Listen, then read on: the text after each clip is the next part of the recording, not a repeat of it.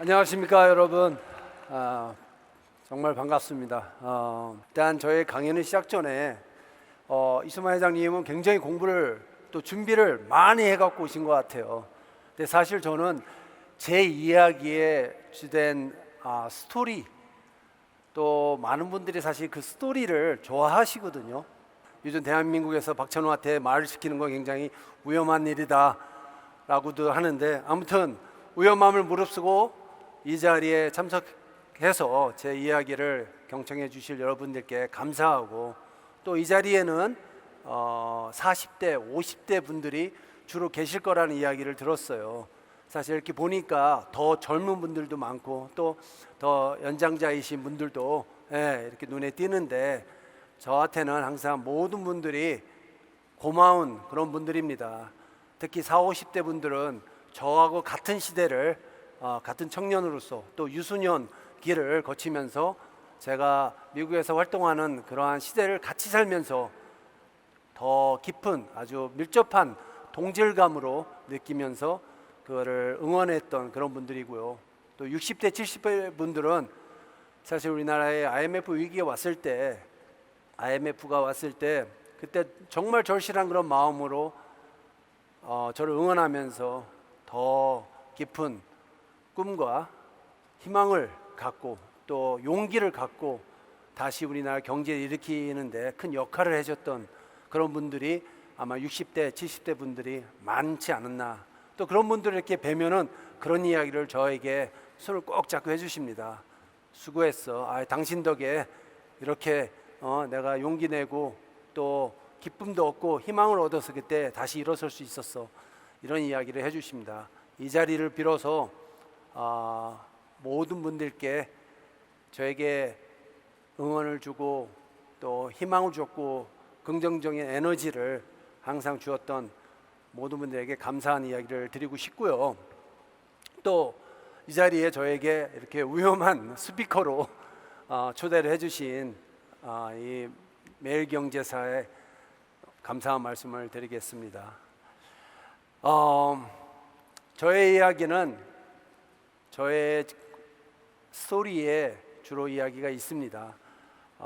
이번 이 포럼의 이 테마는 공존이라고 이야기를 들었습니다. 그 공존하는 그런 여정 속에서 저는 야구를 했고요. 그리고 공존하면 사실 이 스포츠가 밀접한 관계가 있습니다. 가치라는, 팀이라는, 가족이라는 이런 단어들이 같이 들어 있습니다. 아마 그런 속에서 제가 가장 사랑을 많이 받았던 공존 속에서 사랑을 받으면서 한 시대를 야구 선수로 성장했던 그런 선수가 아니었나, 그런 운이 좋은 그러한 친구가 아니었나, 그런 제 자신을 돌이켜 봅니다. 이 자리에 초대해 주신 매일경제사에 감사한 말씀을 드리고요. 어느 작은 지방 도시 공주라는 곳에서요, 10살짜리 소년이 야구를 시작했습니다. 10살짜리 소년은 당시 야구 유니폼을 입고 학교를 등교하는 것을 가장 좋아했어요. 왜냐하면 유니폼을 입고 이 시내 거리를 이렇게 다니면 주위 아저씨들이나 어른들이 너 야구 선수야? 너 야구 잘해? 이렇게 질문을 해주십니다. 그럼 이 유니폼이 날개인 듯 꼭 날아가는 기분으로 야구해요, 야구 잘해요, 이렇게 대답하면서 야구의 꿈을 가진 소년이 있었습니다. 근데 이 소년이 11살 때 일이었습니다. 야구를 시작한 지 한 1년 정도죠. 사실 이 소년은 야구를 시작한 동기는 사실 라면이 먹고 싶었었거든요. 야구부에는 라면을 항상 끓여주고 그 라면을 방과 후에 한 그릇씩 먹고 훈련을 시작하더라고요. 그래서 저도 라면이 먹고 싶어가지고 그 야구부들 줄 서 있는 곳에 들어가서 줄을 서 있는데, 너는 야구부가 아니니까 이 라면을 못 먹는다는 이야기를 선배 이제 형아들한테 이야기 듣고 굉장히 서운해가지고 나도 야구부를 들어가겠다. 그래서 저 라면을 먹고 싶다. 사실 당시에는 80년대 초쯤 되겠죠. 그때는 모든 그러한 유소년들이 많이 배고플 때예요. 지금처럼 이렇게 마음껏 과자도 많이 사 먹을 수 있고 또 먹을 것도 풍부하고 이러지 않거든요. 그리고 초등학교에 당시에 학생들이 라면이라든지 또 계란이라든지 또 쌀이라든지 이런 것들을 이렇게 한 주먹씩 집에서 갖다가 그거를 모아서 정규 학생들 모아서 야구부한테 이렇게 후원을 해주는 그러한 전통과 전례가 있었습니다. 그래서 이 라면 한 그릇을 먹는 야구부가 너무 부러워서 사실 야구부에 들었었어요. 근데 저희 부모님은 반대를 하셨거든요. 공부를 해야 된다고. 당시에 운동선수들은 요즘처럼 이렇게 스타가 되고 아마 부를 축적할 수 있는 어떠한 미래가 불투명했던 그런 시대였기 때문에 저희 부모님도 아마 야구를 하고 싶다는 저의 마음을 달래면서 거절을 했었어요. 이렇게 부모님의 반대를 무릅쓰고 야구를 시작해서 1년이 지났을 즈음 우연찮게 자담하고 일어나서 어머니가 저의 엄마가 제 유니폼을 빨고 계신 모습을 보았어요. 사실 저는 당시에 6 식구가 한 방에서 이렇게 살았거든요. 그리고 화장실도 없었고 그래서 이렇게 어머니가 낮에 물을 이렇게 받아놓은 곳에서 그곳에서 이렇게 빨래를 하세요. 그래서 잠자리에서 바로 일어나면 빨래하는 모습이 바로 방 옆에서 보이거든요. 그래서 빨래하시는 어머니의 모습을 보고 아이고 잠도 못 주무시고 빨래를 하네. 가만히 이렇게 보니까 또 제 유니폼을 빨고 계신 거예요. 그래서 어머니한테 너무 미안했습니다. 제가 당시 11살 때 이야기예요. 손빨래를 열심히 하고 계신, 그것도 내 더러운 유니폼을 계속 빨고 계신 어머니의 모습을 보면서 마음이 울컥했습니다. 미안한 그런 마음으로. 유니폼을 입고 다니는 이 소녀는 어떤 경로로 항상 이렇게 아침마다 깨끗하게 빨아지는지를 고민해 보지 않았어요. 생각해 보지 않았어요. 그냥 어머니가 빨아주니까 그런 생각을 했는데 우연찮게 어머니가 이렇게 잠도 못 주무시고 새벽에 유니폼을 빨고 계신 모습을 보면서 너무나 미안한 마음에 제가 야구 선수로 꿈을 꾸고 그리고 꼭 야구 선수로 성공해서 당시에 프로야구 선수가 이제 시작해가지고 굉장히 저의 그런 10살이나 11살 때 이 친구들이 야구를 시작한 친구들이 굉장히 많거든요. 아마 그 시대에 저도 이제 같이 시작을 했고 그렇기 때문에 프로 선수가 되면 어떤 성공인지를 짐작할 수 있었고 그래서 프로 선수가 되면 돈을 또 많이 번다라는 이런 이야기를 들었어요. 사실 꼬마가 어떻게 하면 돈을 번다라는 거에 고민 잘 안 하거든요. 예, 엄마 아빠처럼 저렇게 매일 장사를 하면 돈을 벌겠지. 네, 때로는 저희 부모님은 같이 이렇게 오랫동안 장사를 하시면서 저 사남매를 이렇게 뒷바라지 길러주셨는데 일주일에 한 번 고기 먹는 시간이 있어요. 그게 주말이에요.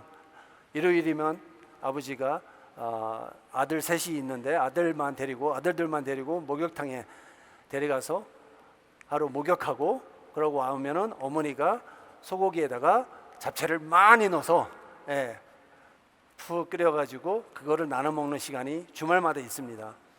매일같이 고기 먹는 시간이 없었기 때문에 사실 우리 부모님의 그러한 경제적인 그러한 상태를 짐작할 수는 있죠. 그리고 저는 이제 둘째 아들, 이제 가운데에 있는 아들로서 성격이 굉장히 예민했거든요. 그리고 관찰을 갖고 있었고 또 부모님을 생각하는 그런 마음도 저희 어머니가 그러시는데 조금 더 깊이 있었다고 합니다. 그래서 어머니의 그러한 노력하고 고생하시는 모습이 저한테는 어린 마음이지만 더 이렇게 가슴에 와닿아서 그때 당시 어머니가 빨래하는 그런 모습을 보고 꼭 프로야구 선수가 돼서 돈을 벌어서 세탁기를 사줘야겠다. 네, 당시에 뭐 세탁기가 있는 그런 집들이 많지 않았죠. 물론 냉장고도 없었고, 그렇기 때문에 세탁기를 살 수 있는 힘은 제가 꼭 프로야구 선수가 되면 살 수 있겠다. 그래서 그러한 꿈을 저에게는 야구 선수로 성공해야겠다라는 이러한 꿈을 처음 갖게 된 계기가 제가 11살 때 일이었습니다. 당시 꼬마는 굉장히 호기심도 많고 또 투지력도 있고 또 경쟁하는 걸 굉장히 좋아했어요. 삼형제가 있었어요. 형이 있고 동생이 있고 다 연년생이라 항상 싸웠습니다.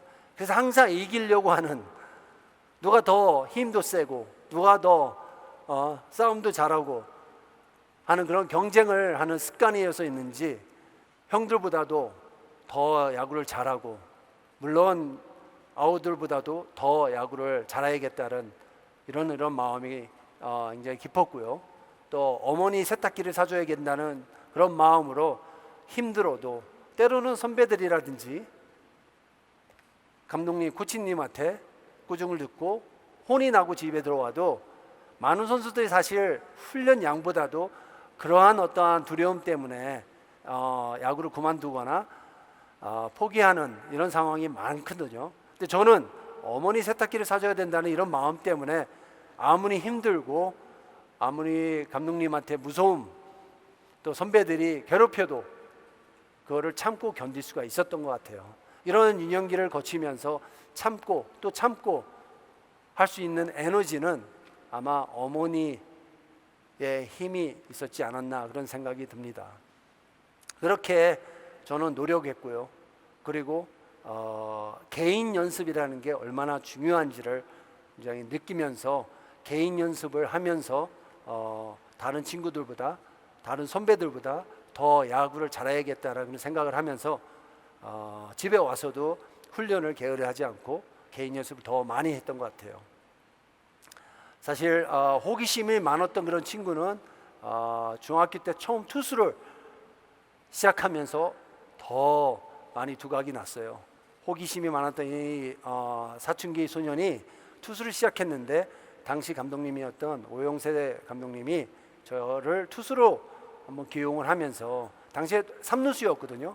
3루수에서 3루에서 1루까지 던지는 그 송구가 굉장히 빠르다는 이유로 좋은 어깨를 가졌다라는 말씀을 하시면서 한번 투수를 해봐라 이러시면서 우연찮게 마운드에서 공을 던졌는데, 이 투지와 지고 싶어 하지 않는 저는 마운드 위에서 아주 빠른 볼을 던지면서 당시에 있던 다른 투수들보다도 더 빠른 볼을 던지면서 투수를 시작하게 된 이런 계기가 있었습니다.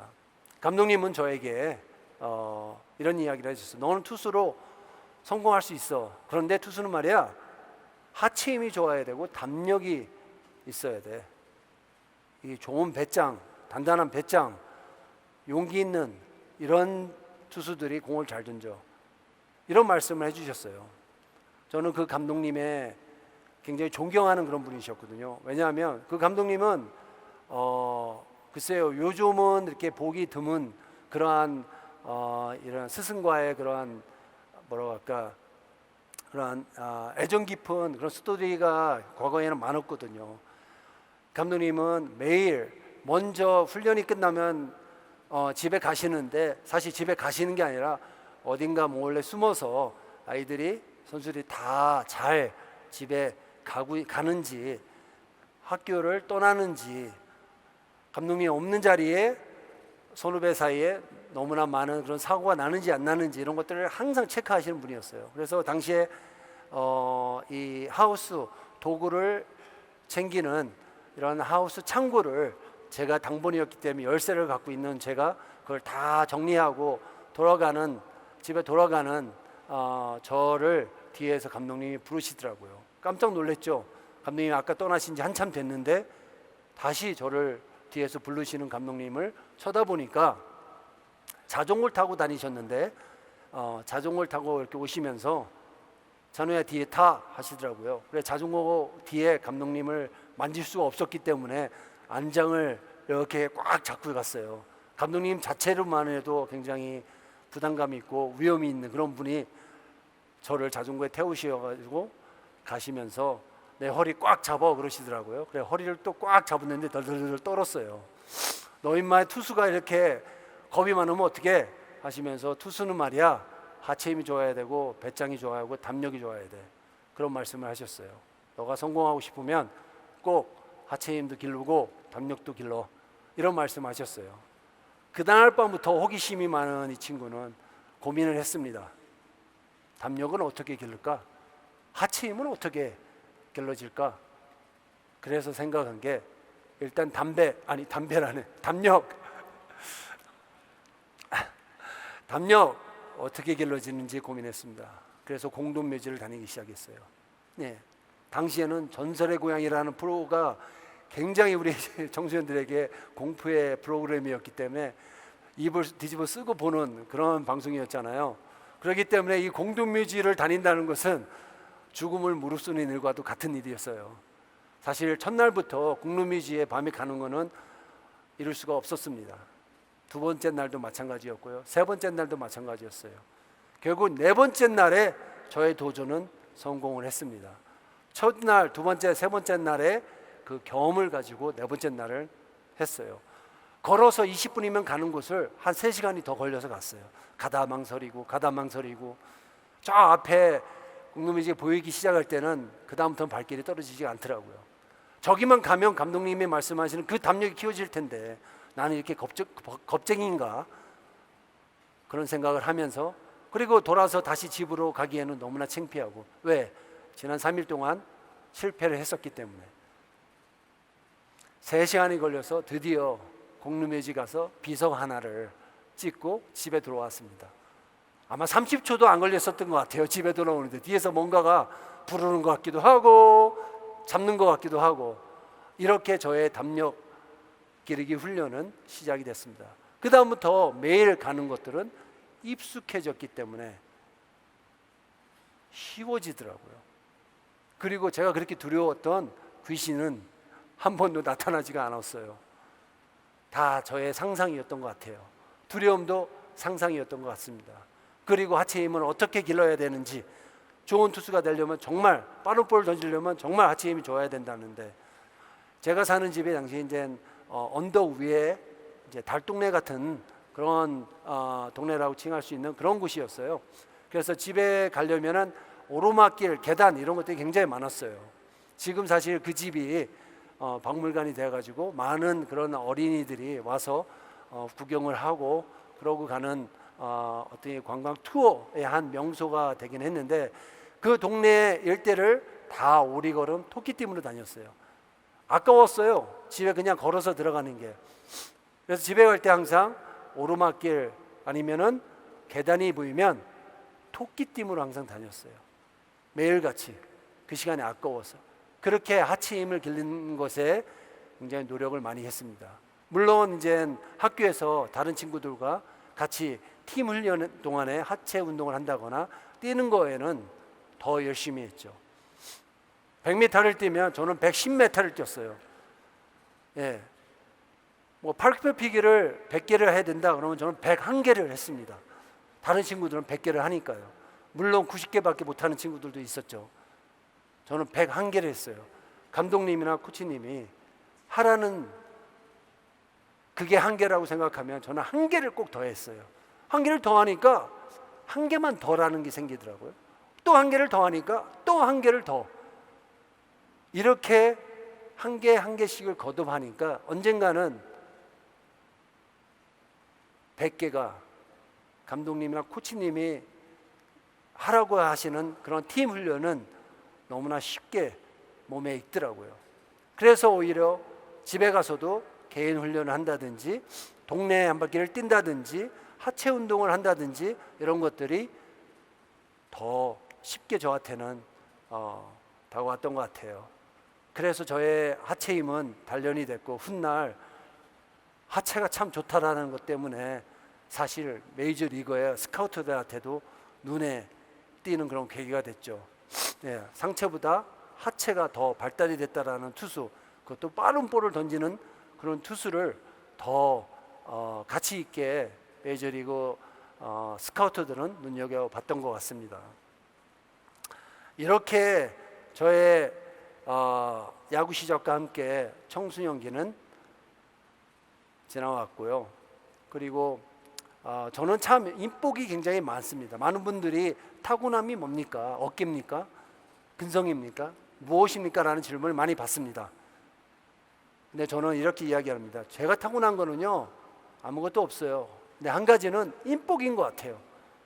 예, 저의 어깨는요, 제가 유난히 형제들한테 지기 싫어서 턱걸이를 많이 했거든요.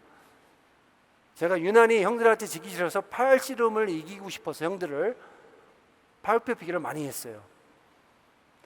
감독님이 하체 힘이 좋아야지 빠른 볼도 던지고 좋은 투수가 된다고 그래서 하체 힘을 길렀어요.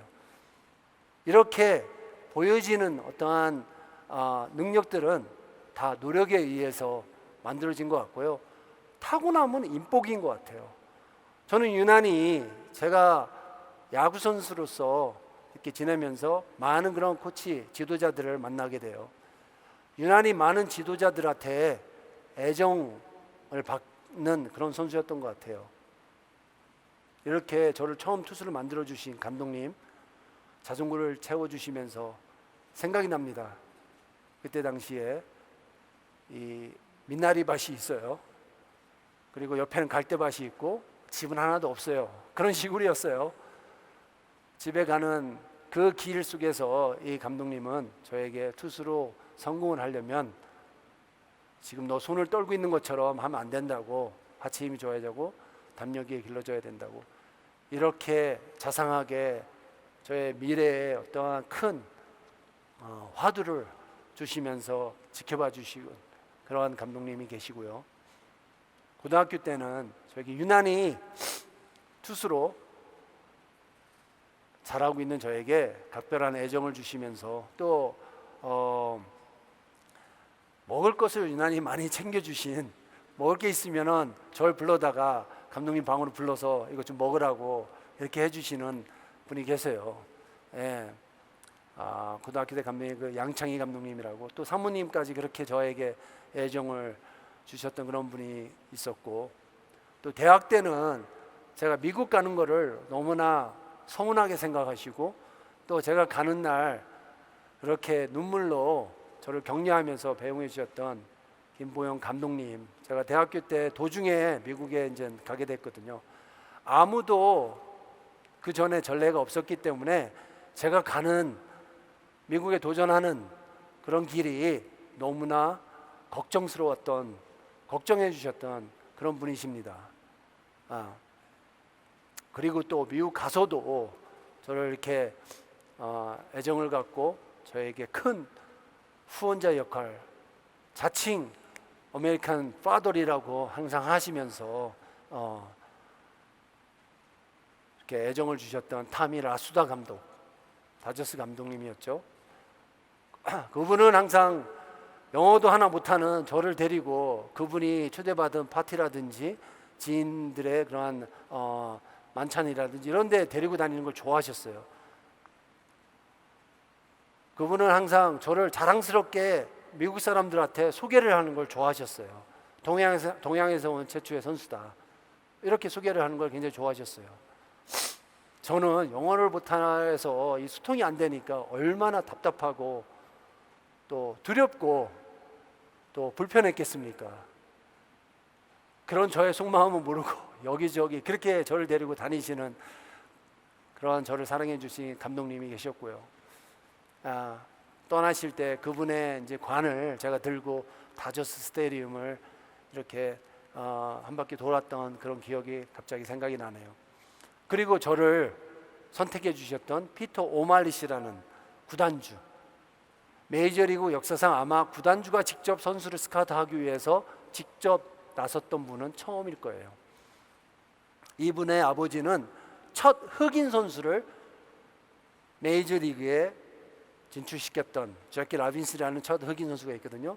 그런 분이셨고, 또 이분은 첫 멕시칸 선수, 그리고 첫 코리안 박찬호 선수를 다저스에 스카우트했습니다. 이분이 직접 한국에 와서 저희 부모님을 만나고 저희 대학교 총장님을 만나면서 우리가 박찬호 선수를 데려가서 꼭 최초의 한국 선수로 메이저리그에서 성공을 시키겠다라는 약속을 해주신 분이에요. 저희 부모님은 사실 반대를 하셨거든요. 걱정되잖아요. 네, 생각지도 못한 미국에 가서 내 아들이 간다는 거, 또 과거의 전례도 없는데 어떻게 성공이 뭔지도 사실 짐작도 못해요. 그런 저희 부모님한테 내가 비슷한 나이의 아들들이 둘이 있으니 이 아들처럼 생각하고 박찬호를 이렇게 키우겠다, 그 약속을 지키신 분이고, 지금까지도 저의 양아버지로서 굉장히 그런 멘토링을 해주시면서 거의 한 달에 두세 번씩은 찾아뵙고 식사를 하면서 야구 선수 이외에 어떤 많은 그러한 야구에 관련된 일들을 저에게 가르쳐 주시고, 또 한국 야구에 대해서 걱정을 많이 하고 발전에 위해서 노력하고 싶어하는 저에게 많은 그러한 지도와 어떤 격려를 해주시는 그런 분이십니다. 이렇게 저는 인복이 많거든요. 또한 만나보지도 못했던 많은 그러한 한국 분들이, 한인들이 이렇게 저에게 응원을 해주셨고, 또 제가 메이저리그로서 성공을 하기까지 얼마나 많은 애정과 응원을 해주셨는지 제가 정말 은퇴 이후로 더 많이 느끼고 그거를 감사한 마음을 갖고 있습니다. 특히 IMF 때 제가 수많은 편지를 받았는데요.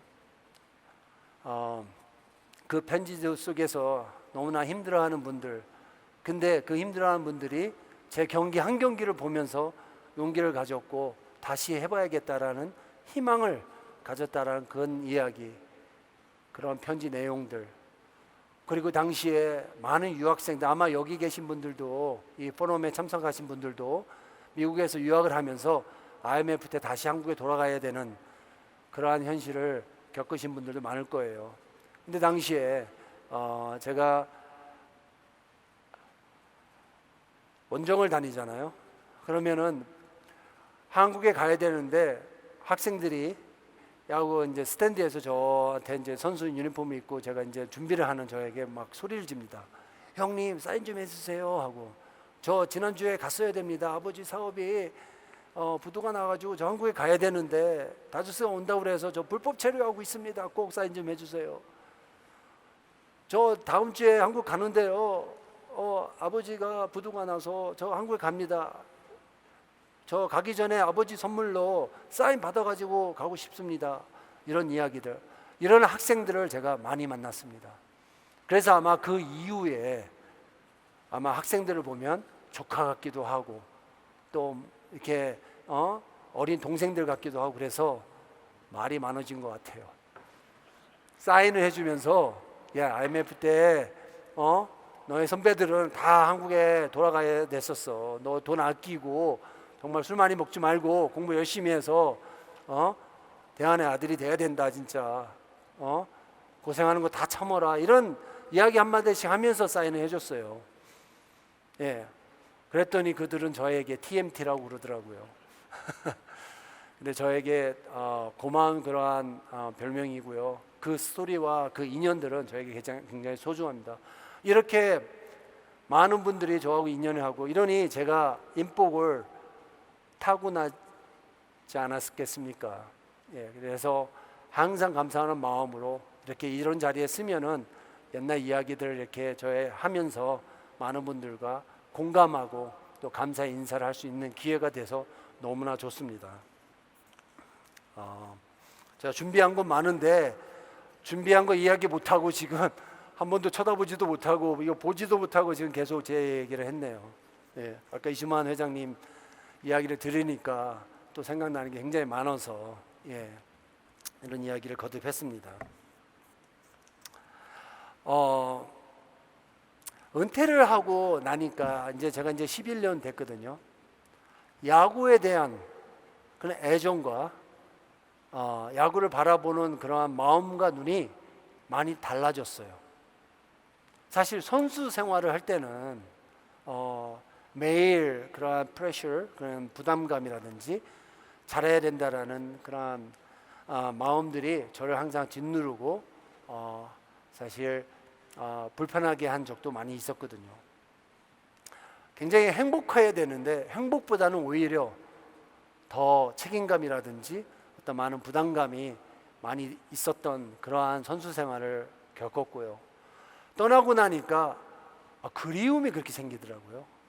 그리고 후배들의 이러한 플레이들을 보면 내가 저랬어야 되는데 라는 마음도 있고요. 저 친구가 내가 겪은 그거를 또 겪고 있구나, 그런 안타까움도 있어요. 그러면서 오히려 어느 팀을 응원하는 것보다 선수, 개개인, 그리고 특히 투수들을 진단하는 의사 같은 그런 마음으로 항상 야구 경기를 보게 됩니다. 10년이라는 이런 시간을 지나면서 또 많은 사람들을 또 만나게 되거든요. 당시에 선수 생활을 할 때는 사실 이제 정해진 식당, 정해진 장소, 행사 이런 데만 이렇게 다니면서 이렇게 어떻게 보면 좀 절제된 그런 사람들을 만나게 되는데, 은퇴 이후로는 뭐 이제 막 식당도 가고 뭐 동네 목욕탕도 가고 여기저기 다 갑니다. 특히 이제 미국에서 저희 아이들이 골프를 하는데, 골프 시합에 가면은 또 한국 분들이 또 굉장히 많아요. 예, 한국 분들 유난히 골프로 자녀들을 키우는 그런 부모들도 많아서 그런 분들을 많이 만나게 되고, 그러면서 제가 했던 야구가 또 그 시간들이 얼마나 소중했었고 얼마나 값진 그러한 시간이었나를 되새기게 되거든요. 배우게 되고요. 그리고 만나는, 아까도 잠시 얘기했지만 60대, 70대 이런 분들은 저의 손을 잡아요. 야, 그때 대단했어. 그때 고마웠어. 오히려 제가 고마워야 되는데 그분들이 저한테 고맙다는 그런 말씀을 해주세요. 그러면서 야구를 지켜보는, 은퇴 이후로 야구를 보는 그런 마음은 더 큰 책임감과 더 깊은 애정을, 후배들에 대한 애정을, 그리고 국가대행전에 제가 해설을 하면서 더 애국심도 더 깊어진 것 같아요. 이렇게 하면 될 것 같은데, 이렇게 해야 되는데 라는 미래에 대한 그런 야구, 한국 야구판에, 한국 야구의 그런 미래에 대한 걱정과 고민도 더 많이 하게 되고요. 여러분들 얼마 전에 고시엔 야구 보셨어요? 고시엔. 예. 고시엔 야구를 보면서 와, 저는 참 대단하다. 그리고 또 우승을 한인학교, 한국 학교가 우승을 했잖아요. 올해가 100주년이에요. 고시엔 야구대회 100년 되는 해에 그것도 한국 학교가 우승을 했다라는 거, 그게 저한테는 굉장히 뭐랄까, 굉장히 attractive, 그러니까 굉장히 attractive가 한국말로 뭐냐 갑자기 생각하는데 더 관심을 갖게 됐는데요. 그래서 이런 생각도 했어요. 요즘 K 문화, K 브랜드, K 에너지, 대한민국의 문화와 대한민국의 브랜드, 대한민국의 에너지가 전 세계적으로 다양한 루트로 더 크게 펼쳐지고 있는 거 아닌가. 정말 더 우리가 생각지도 못한 일들이 미래에 펼쳐지지 않을까라는 이러한 생각도 하게 됩니다. 그리고 결승전 경기를 보면서 정말 값진 교훈을 얻는 모습을 봤어요. 아까 여기에 갑자원 그 고시엔 경기를 한국말로는 갑자원이라고 하고, 예, 이 일본말로는 고시엔이라고 해서 좀 헷갈릴 수도 있는데, 고시엔 대회를 결승전을 보신 분 아까 여기 계셨었죠? 예, 저는 그 경기를 마지막에 보면서 오히려 손에 땀을 쥐면서, 사실 한국 학교를 응원했죠. 하면서 정말 투수들의 그런 역투하는 모습들을 봤어요. 고등학교 투수들인데 저렇게 긴장감 없이 과감하게 대단하게 투구하는 모습을 보면서 되게 대단하다. 참 투수들, 일본의 그런 야구, 고등학교 야구가 얼마나 성장되어 있는지를 또 볼 수 있었고요. 또 경기가 끝나고 나서 막 이렇게 우승 셀러머니를 하잖아요. 예, 우승 셀러머니를 잠깐 하고 다 같이 모여서 홈베이스 앞에서 모여서, 우리는 초등학교 야구 대회, 야구 시합에서 가끔 볼 수 있어요. 그를 거기는 고등학교 야구 대회, 야구 시합에도 그거를 계속 하고 있더라고요. 일렬로 서서 인사를 하더라고요. 예. 그리고 정말 값진 거, 심판도 같이 선수들과 90도로 숙여 인사를 하더라고요. 저한테는 그 모습이 굉장히 인상 깊었습니다. 주로 시합 전에 사실 인사를 하고 파이팅을 합니다. 끝나고 인사를 하는 저 마음들은 어떨까? 승자에 대한 존중,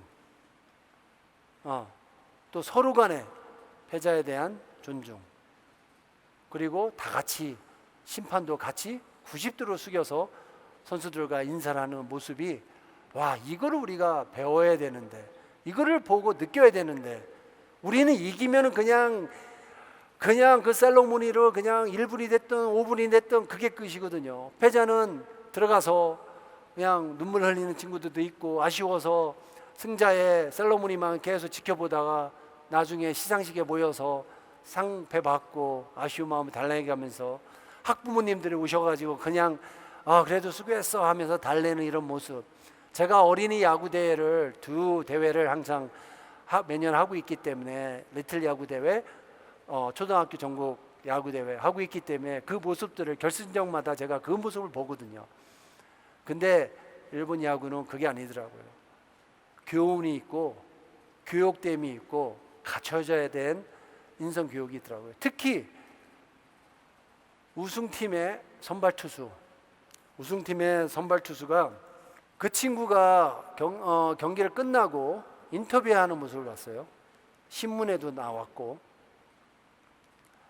이 친구가 프로가 아닌 고시엔 대회로 우승한 지역의 선발 투수면은 얼마나 대단한 투수입니까? 근데 이 투수가 프로로 진로를 진출을 안 하고 대학을 진로로 결정을 했어요. 그래서 왜 대학을 가느냐고 물어봤습니다. 근데 이 친구가 하는 말이, 대학은 내가 프로에 가서 잘하려고 준비하는 곳이다.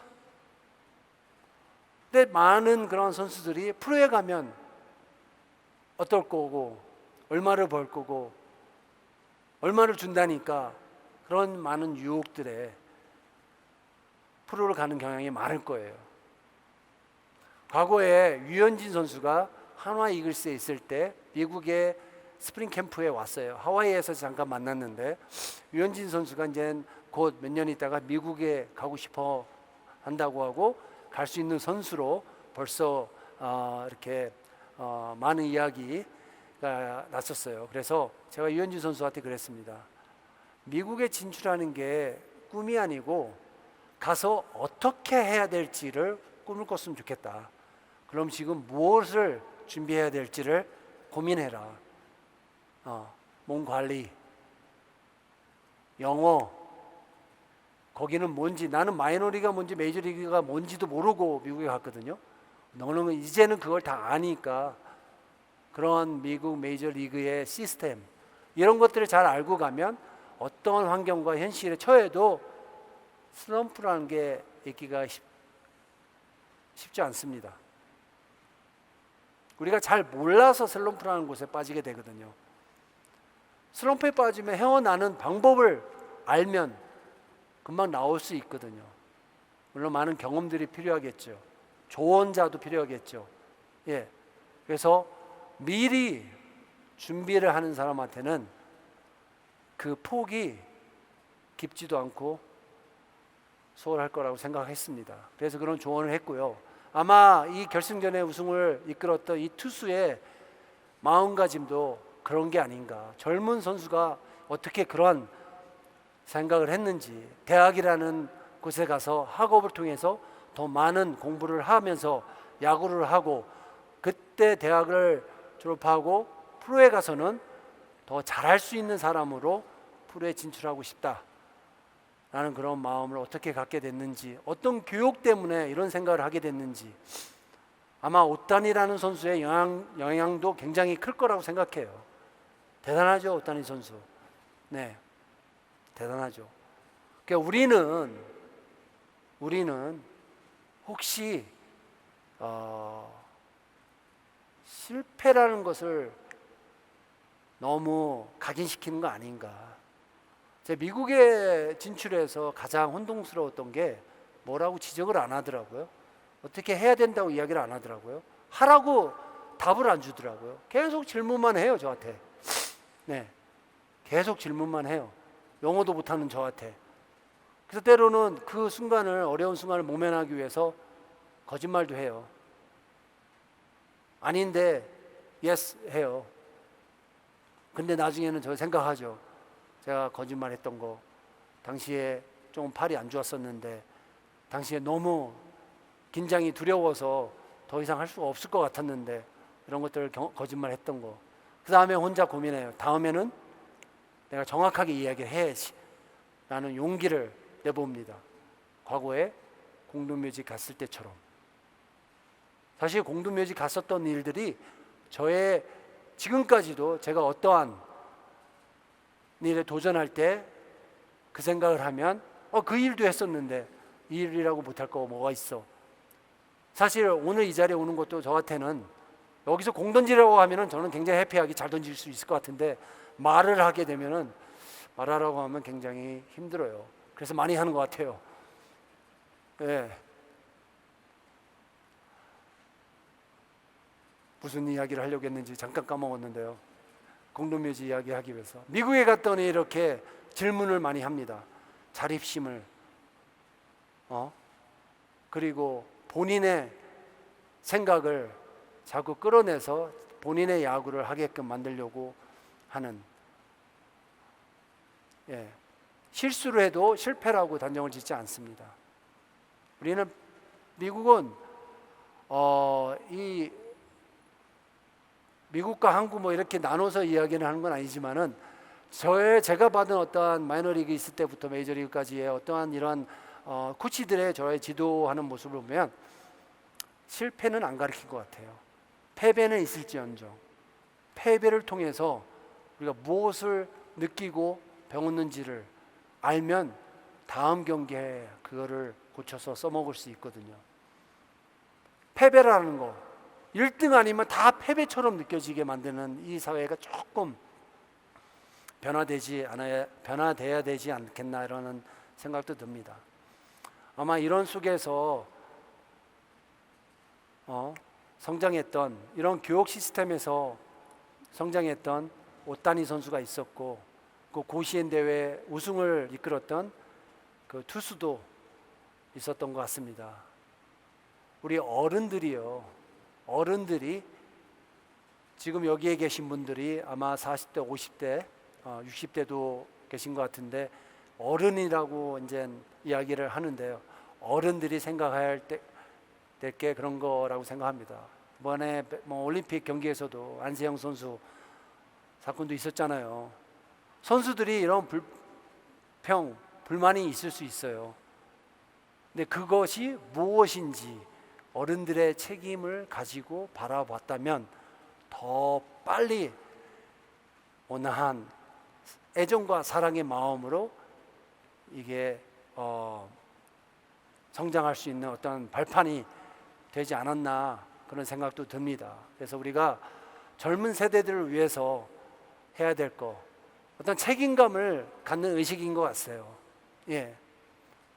많은 그러한 판들이 우리 어른들을 위해서 청소년들을 이끄는 거 아닌가 이런 생각도 해보게 되거든요. 우리의 미래를 위해서 그들을 위한 이런 판들을 만들고 선수들이 마음껏 펼칠 수 있게 서포트를 하는 이런 기관이라든지 단체, 그리고 그들의 뭔가 문제가 나왔을 때 그걸 내 책임인 것처럼 나의 일인 것처럼 그것을 그랬어? 미안해 한마디로 시작되는 소통 속에서 분명히 이게 건전한 발전이 있을 거라고 생각합니다. 고시엔 야구 경기 한 경기를 보면서도 이렇게 많은 생각들을 하게 됐고요.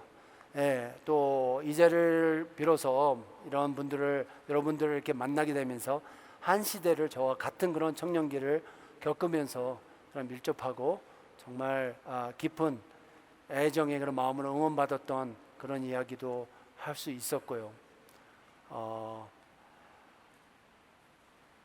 많은 분들 이렇게 만나게 되면은 이렇게 궁금한 게 굉장히 많으신가 봐요. 그래서 저의 이야기를 많이 이야기해 주려고 하는데 혹시 저한테 뭐 궁금한 거 하나 질문하실 분 있습니까? 예. 손을 벌써 이렇게 많이 들어주시는데 제일 먼저 손 들었던 저 뒤에 양복 입고 한번 그냥 크게 제가 들리게끔만 해주세요. 안녕하세요, 박창원 선수. 저는 이제 미국에서 대학교를 졸업하고 와서 저도 스포츠 매니지먼트를 전공하고 돌아온 최영수라고 합니다. 네, 이제 박창원 선수도 약간 저랑 많이 다르시지만 이제 한국으로 돌아오셔서 스포츠 쪽 일을 하고 계시잖아요.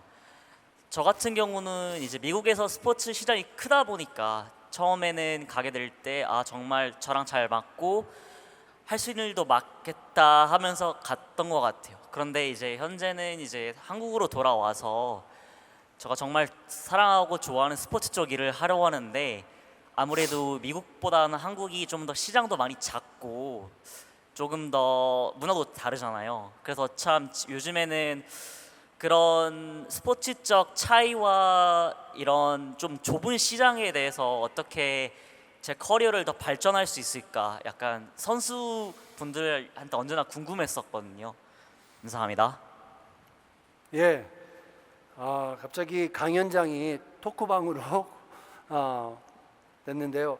이렇게 여러분들의 마음을 한번 이렇게 제가 들으면 굉장히 뭔가 더 많은 스토리가 생각이 나기도 하고, 그리고 이 포럼에 맞는 어떤 질문을 해주신 것 같아요. 아마 여기 질문해주신 분도 이 자리에 참석한 거는 자기가 일하는 본인이 공부하고 앞으로 해야 될 일들의 어떤 방향이라든지 이러한 답변을 가지고 멘토링을 할 수 있는 그런 이야기를 듣고 싶어 하는 것 같은데요.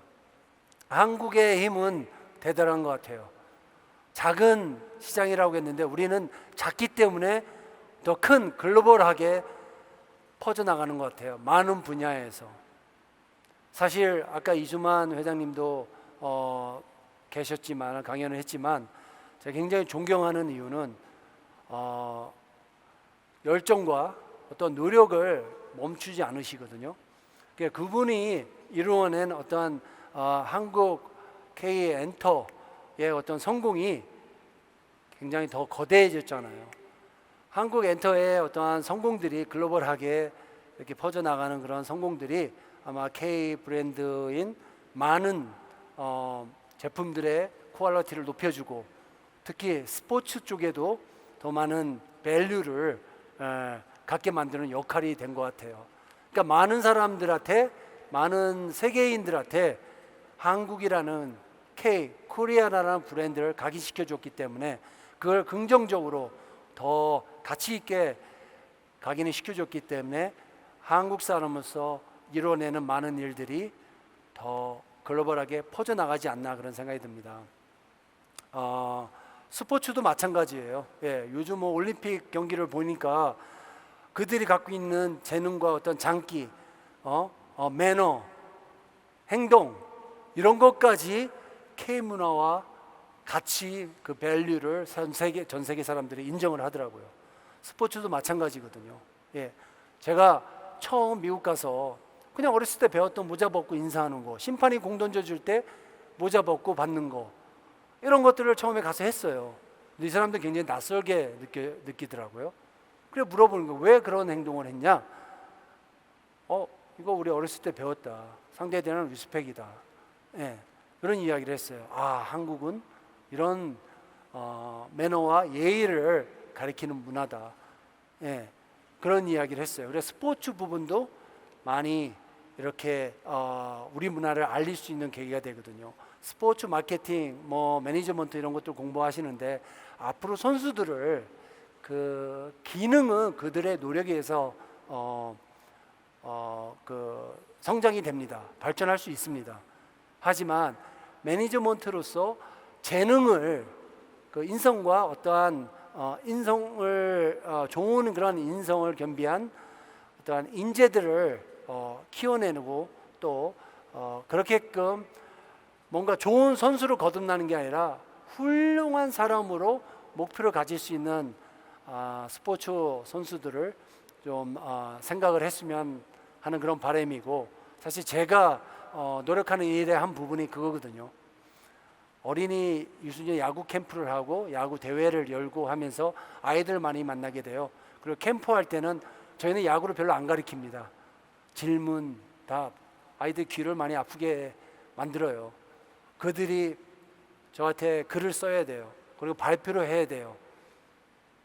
그리고 야구가 뭔지를 이야기를 해야 돼요. 서로 협동해서 할 수 있는 것들을 만들어내서 경쟁을 해요. 비교를 해보고 인정을 하고 그리고 명상도 가르쳐요. 내 꿈이 뭔지 그러면서 긍정적으로 할 수 있다라는 것을 스스로 세뇌시키게 만듭니다. 야구 기술은 잘 안 가르쳐요. 네, 이틀 동안 야구 기술 4시간 해요. 네, 그것도 다른 프로야구 선수들이 참여를 해서 일일이 코치로 하면서 그들과 스킨십을 그들 직접 보고 만지면서 아, 나의 꿈이 이런 거였으나 절실하게 느끼게 만듭니다.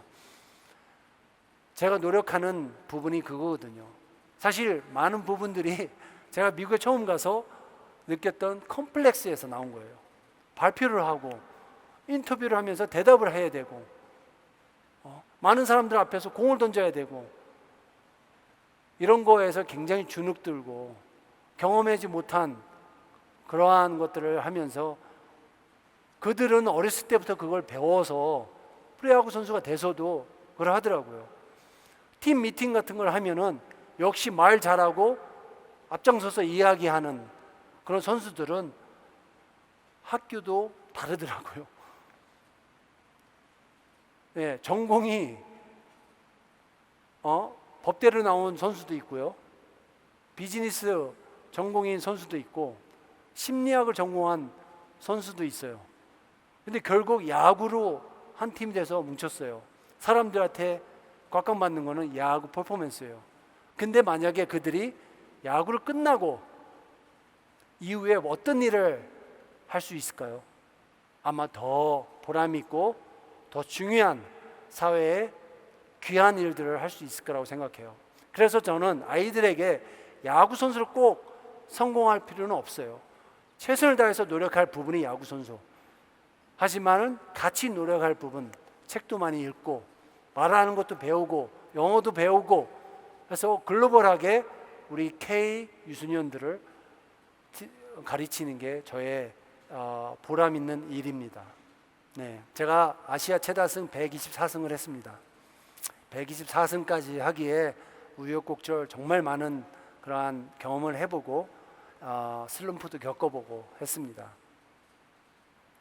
124승을 하기 3년 전에 다시 마이너리그를 1년 내내 떨어져서 고생도 해봤습니다. 그게 마지막은 아닌가라는 걱정과 두려움도 가져봤어요.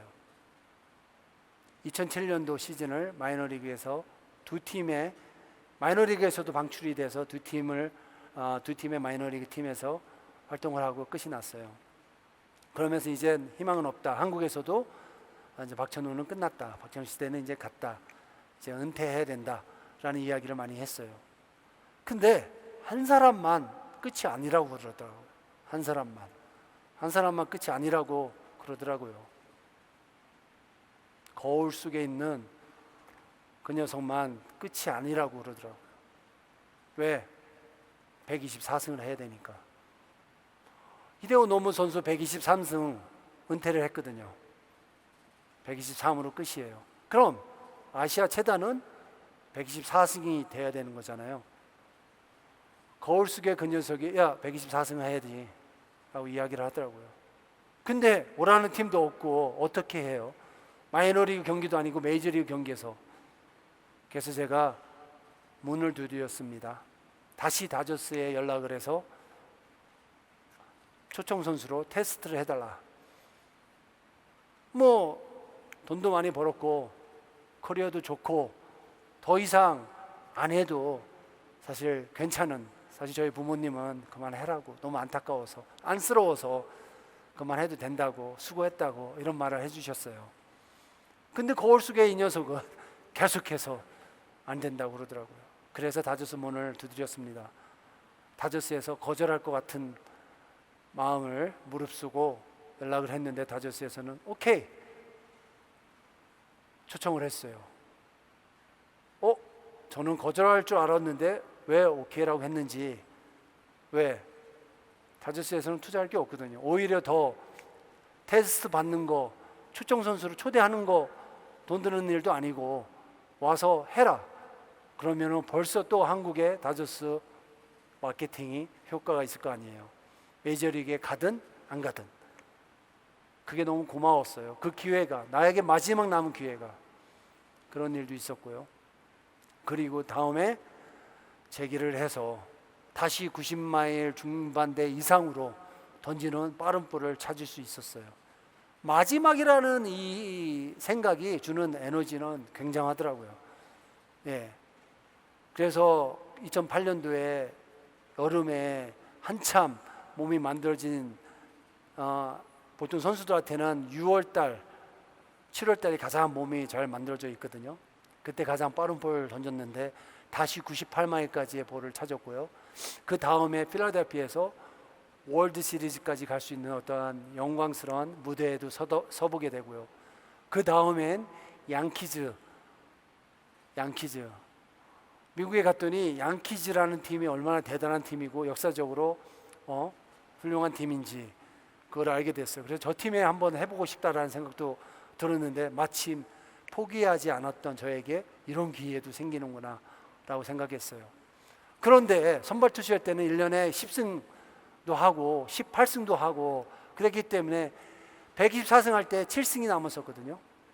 이거를 4년 걸렸어요. 구원 투수로 할 수밖에 없었기 때문에. 또 구원 투수로도 이게 잘 안 되면은 또 방출되거나 마이너리그로 내려가거나 이렇게 되거든요. 거기에 도전을 했던 저는 4년 만에 124승을 했습니다. 그것도 양키즈에서 반 시즌을 하고 방출돼서 꼴찌 팀이었던 제 하위 팀 피츠버그 파이러츠라는 팀에서 유일하게 손을 잡아줘서 저를 데려갔어요. 그 팀은 저를 데려갈 이유가 없었거든요. 플레이오프에 갈 수 있는 확률도 없고 저같이 나이 먹은 선수가 필요할 리가 없었거든요. 예. 근데 왜 저에게 손을 잡아줬냐고 가서 단장한테 물어봤어요. 우리한테는 젊은 유망주 선수들이 많은데 내가 너에 대해서 다른 구단들의 단장들한테 이야기를 들었는데 너무 긍정적인 이야기를 많이 들었대요.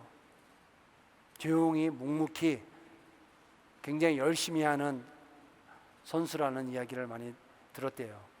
사실 영어가 잘 안 돼서 사실 클럽하우스에서 많은 이야기는 못했어요. 한국말로 했었다면 진짜 많이 했을 텐데. 예.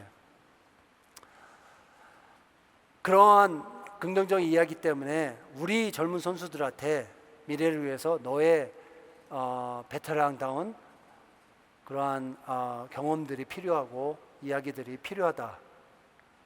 이런 이야기를 해주더라고요. 한국 선수인 저한테 제가 17년 동안 미국에 있으면서 처음 들은 소리예요. 저한테 배울 게 있다라는 걸 처음 들었어요. 예. 그래서 가서 거기에 대해서 책임감을 가지고 젊은 선수들한테 많은 그러한 베테랑다운 선배다운 모습을 보여줘야겠다. 또 그 모습에서 한국적인 것들이 많이 나왔어요. 인사도 가르치고 모자 벗고 인사하는 것도 가르치고 또 원정 가면 다 데리고 막 한국 식당을 다녔어요. 예. 당시에 한국 식당 갔다 오면은 항상 선수들이 저한테 마늘 냄새 난다고 그러고 김치 냄새 난다고 그러고 뭐라고 그랬거든요. 이제는 그 선수들을 억지로 데려다가 한국 음식 먹이니까요. 먹고 나면은 좋아해요, 다들. 갈비를 얼마나 좋아하는데요. 먹기 전에는 냄새 난다고 마늘 냄새 난다고 뭐라고 해도 먹고 나서 되게 좋아해요. 그다음부터는 제가 한국 음식을 먹어도 클럽하우스에 들어가서 다 같이 한국 음식 냄새 나니까 뭐라고 하는 일이 없어요. 그러한 선배의 역할이 그 친구들한테는 굉장히 큰 뭐라고 할까 힘이 됐던 것 같아요. 그리고 저의 경험들, 양키즈, 필라델피아, 다저스 이러한 명문 구단들의 어떠한 경험들, 스토리들이 이 선수들의 미래에 갈 길에 큰 역할이 됐던 것 같아요. 많은 질문들을 제가 받았고요. 그런 속에서 제가 124승을 했더니 굉장히 뭐랄까 뜻밖의 어떠한 사랑과 애정, 팀워크, 자기 공존이라는 그러한 메시지는 아마 여기에서 굉장히 두드러진 것 같습니다. 같이 무언가를 같이 하고 또 같이 우리가 밥을 많이 먹는 순서가 가장 친한 순서잖아요. 어떻게 보면은 그게 식구라고 그러는데 식구가 가장 밥을 많이 먹잖아요. 이 선수들과 한국 음식을 먹고 가장 밥을 많이 먹은 팀 아니었나 생각이 들어요. 선수들하고 사실 미국에서 선수들하고 밥 먹을 기회가 많지 않거든요. 야구장 안에서 이외에는. 예. 근데 피츠버그 있을 때 마지막 해에 선수들과 가장 밥을 많이 먹었더니 또 굉장히 제가 또 많이 사줬더니 마지막 경기에 이 친구들이 저를 124승째를 만들어내는데 도움을 줬어요. 선발 투수가 다쳐서 던지지 못해서 구원 투수인 젊은 선수를 선발 투수를 대처를 했는데 이 선수한테 중요했던 1승을 이 선수가 저한테 양보를 한 거예요. 4이닝 던지고 나서 감독한테 박찬호가 1승만 하면은 아시아 최다다 이렇게 이야기를 해서 박찬호 선수한테 자리를 주고 싶다 그런 거예요. 그래서 지난 이틀 동안 던졌던 저는 그날 던질 계획이 없었는데 갑자기 더가웃에서 전화가 와가지고 던질 수 있냐고. 저는 너무 기뻤어요. 한 이닝만 던져도 승리 투수가 되니까 그 124승을 하게 되니까 그래 오케이 노 프라브롬이라고 그랬죠. 설레이는 마음으로 흥분된 마음으로 부랴부랴 몸 풀고 올라갔어요. 그러고 원투쓰리 아웃 쉽게 잡고 내려왔더니 감독이 한 이닝만 더 던질 수 있겠냐고 물어보더라고요. 아마 저를 테스트하는 것 같았어요. 여기서 내가 안 된다 그러면은 너 네 승만 생각하는 선수 이렇게 될까봐 오케이 했어요. 그러고 올라가서 또 원투쓰리 또 물어보더라고요. 한 번 더 던질 수 있냐고. 그래서 오케이 내가 여기서 역전이 되든 끝까지 던져보겠다. 그래서 더 보람 있는 승리 투수 역할을 해야겠다라는 생각으로 오케이 하고 올라갔어요. 그렇게 3이닝을 던지는데 9타자를 상대했습니다. 3이닝 동안 9타자는 9아웃이에요. 퍼펙트 피칭을 한 거죠. 9타자를 상대하면서 안타 하나도 없었고 삼진을 6개나 잡아냈어요. 아마 제 생애 가장 최고의 피칭이 아니었나 생각합니다. 이렇게 감사합니다. 이렇게 마지막이라는 그런 에너지는 굉장히 큰 효과를 있고 우리 같이 공존하는 그런 힘을 믿는 그러한 속에서는 이렇게 값진 소중한 귀한 그런 스토리가 나오는 것 같습니다. 이렇게 124승을 했어요. 너무 꿈만 같았어요. 많은 기자들이 저한테 얼마나 좋으냐. 좋습니다. 제가 4년 전에 포기 안 했던 게 이렇게 보람을 느낄 줄이야 몰랐습니다. 이런 기쁜 마음을 가질 수 있었습니다. 그러고 나서 이제 호텔에 들어가서 명상을 하면서 지난 시간들을 다 떠올려 봤어요. 그래 갑자기 눈물이 나더라고요. 너무 허무하더라고요. 노모 히데오 선수 123승을 생각을 했어요. 너무나 허무한 거예요. 그 친구의 그 대단했던 기록이 한순간에 없어지고 박찬호 124승을 이야기를 하는 거예요. 무슨 얘기하냐면 언젠가는 124승도 없어지는 거야. 그래서 150승은 내가 해야겠다. 200승까지는 해야지 아무도 못 따라오지. 내가 갈 길은 가능성이 적고 해도 언젠가는 1승 더한 선수에 의해서 없어지는 거다. 이거 이렇게 어렵게 왔는데 아무것도 아니네. 124승 이거 아무것도 아니네. 저렇게 대단하게 느껴졌던 이 기록은 아무것도 아닌 거예요. 언젠가는 없어질 거예요. 그 다음을 위해서. 그래서 너무 허무해서 서러움에 눈물을 흘렸어요. 그러면서 깨달음이 생기더라고요. 이 124승은 평생 노력해서 벌어온 돈과 같은 거 아닌가, 부와 같은 거 아닌가. 한순간에 없어질 수 있잖아요. 예. 그럼 뭐가 남아요? 그 자리에 오기까지의 과정이 남습니다. 스토리가 남습니다. 노하우가 남습니다. 기억이 남습니다. 추억이 남습니다. 그게 굉장히 소중해요. 제가 이 자리에서 지난 일들을 여러분들에게 이렇게 기쁜 마음으로 감사한 마음으로 이야기를 할 수 있는 것은 그 과정을 기억하고 있고 그 124승 하고 나서부터 더 중요한 게 우리 삶에 중요한 게 무언지를 깨달았기 때문에 이렇게 말씀을 드린 겁니다. 공존하는 그런 사회 속에서 우리가 공감대를 이루고 우리가 희생과 배려와 노력하고 열정을 시키지 않는 그런 에너지 속에서 정말 많은 그러한 값진 소중한 에너지 스토리들 과정들이 일어날 것 같습니다. 여기 계시는 어른 여러분들 그리고 비슷한 세대를 겪는 그러한 어른들 그동안 감사했고요. 예. 아마 많이 힘들어하는 분들 많을 겁니다. 예. 하지만 이겨낼 수 있고요. 또 이겨내고 있는 겁니다. 그래서 바로 내일입니다. 그래서 오늘 포기하면 안 됩니다. 바로 다음 주일 겁니다. 그래서 이번 주엔 절대 포기하지 마세요. 내년일 수도 있습니다. 올해 절대 포기하면 안 됩니다. 이렇게 포기하지 않아야 되는 이유가 바로 내일이기 때문입니다.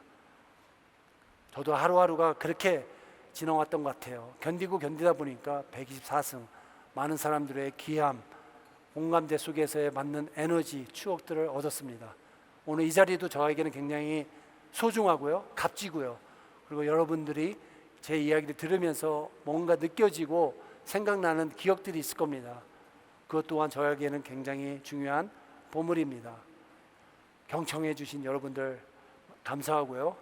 앞으로 여러분들의 내일의 파이팅을 보내드리겠습니다. 파이팅! 감사합니다.